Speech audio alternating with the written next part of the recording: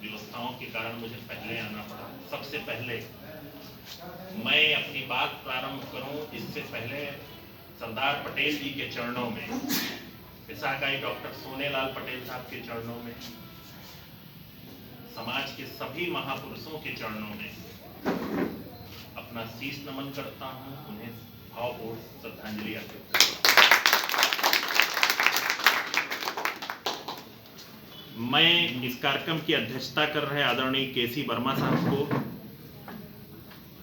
आदरणीय नार सिंह वर्मा साहब को, माननीय प्रधानाचार्य श्री मस्तराम वर्मा साहब को, के चौधरी साहब को, कपिल देव जी को, हमारे बीच में एडीएम साहब आ गए हैं उनका, मेरे साथ मेरे सहयोगी पार्टी में श्री आरबी सिंह साहब का, श्री गिरिजेश जी का, श्री गंगवार साहब का और श्री राम लखन जी का, और यहाँ पर उपस्थित अन्य गणमान्य सभी व्यक्तियों का मैं हृदय से अभिनंदन करता हूँ, स्वागत करता हूँ। इस संस्था का उद्देश्य हमारे समाज के लोगों को एक नई सुविधा, नया वातावरण देने के लिए किया गया है। मैं तो सिर्फ इतना कहूंगा, ये दायित्व तो सिर्फ आपका अकेले नहीं है, ये दायित्व तो हम सबका है। सिर्फ बोलने से काम नहीं चलता है, कुछ करने से काम चलता है।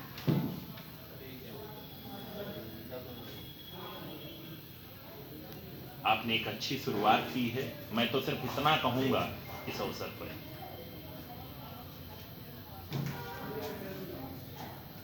कि मेरे पास विधान परिषद की एक निधि है।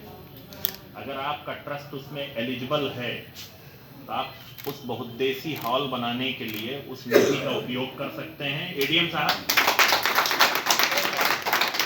मुझे क्योंकि कुछ कह देने के पहले उसकी तकनीकी चीजें पता कर लेनी आवश्यक है। मुझे आइडिया नहीं है कि क्या होता है, लेकिन आपके एक अच्छे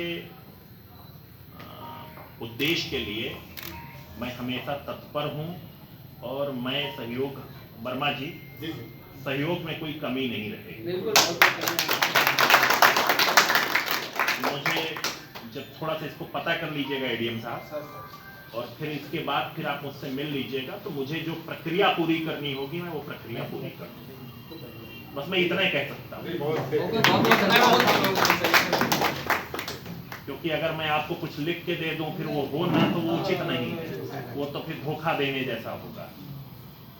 तो एक तो ये, दूसरा विषय ये है कि आप एक अच्छे कार्य को कर रहे हैं, करते रहिए।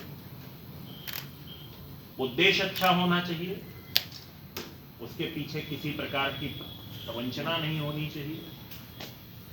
और जब आप अच्छा काम करेंगे तो स्वाभाविक तौर पे कुछ रोड़े आते हैं, उन रोड़ों से भी निपटना पड़ेगा और अच्छा कार्य करिए।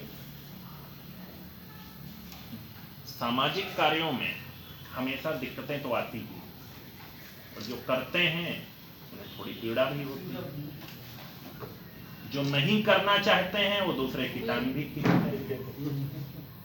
उनको चीजों को न देखते हुए हमें आगे बढ़ना है।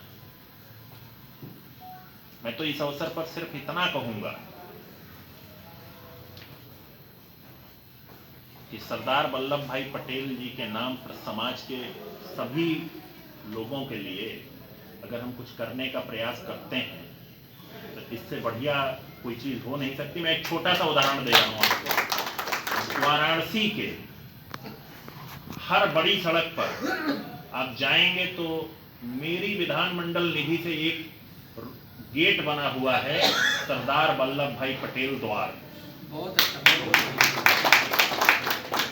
जहां मुझे अवसर मिला है मैंने वहां अपनी निधि से उसको द्वार बनाया है कि एक बार जो लोग गुजरेंगे उन सड़कों से तो वो उनको ये जरूर याद आएगा कि सरदार पटेल जी इस देश के लौह पुरुष थे, और अगर मैं उन्हें ये याद दिला पाने में सक्षम रहा तो यही मेरी उनके लिए सच्ची श्रद्धांजलि है।